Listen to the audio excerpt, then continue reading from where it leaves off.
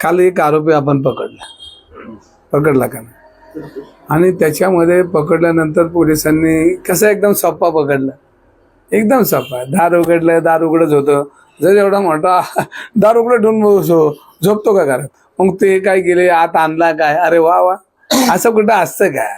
आता मी बोललो तर मग मी वाईट, मी बोललो तर मी वाईट, पण आता नाही बोलायचं. आता असं कुठं आरोपी सापडा, साधं आमचं दारुड्याने येत नाही, हे आरडाओरडी करतो, त्याला ओढून आणावं लागतो.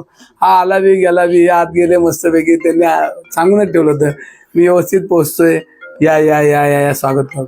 ते पाहिलं का, ते असा व्हिडिओ केला तर मला ते व्हिडिओ बद्दल आता परत बोलायचं ना, आता ठरवले, पण परत आलं तिथेच की असं जायचं चालत चालत, दार उघडलं, आत गेले, घेऊन आले. अरे तिथं काय तो बसलाच होता वाट बघत या न्यायला.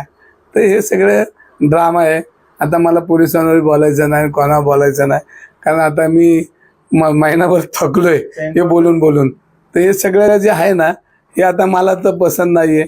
आता पण ते बोलायचं तर परत आमचे कमिशनर चांगलं काम करतात, त्यांच्यापर्यंत परत त्रास आहे, बिचारायला चांगलं काम करतोय तो, आणि त्या भावाला परत मग बोलायचं, मग त्याला परत सगळ्यांचं प्रेशर, मग माझं मी बोलून त्याचं उत्तर द्यावे लागतील. तर हे सगळं व्यवस्थित आहे. ज्या अधिकाऱ्याने आणलंय ना, त्या अधिकाऱ्याला मनापासून शुभेच्छा माझ्या. एवढं सगळं बोलल्यावर तुम्हाला काही विरोध होईल का?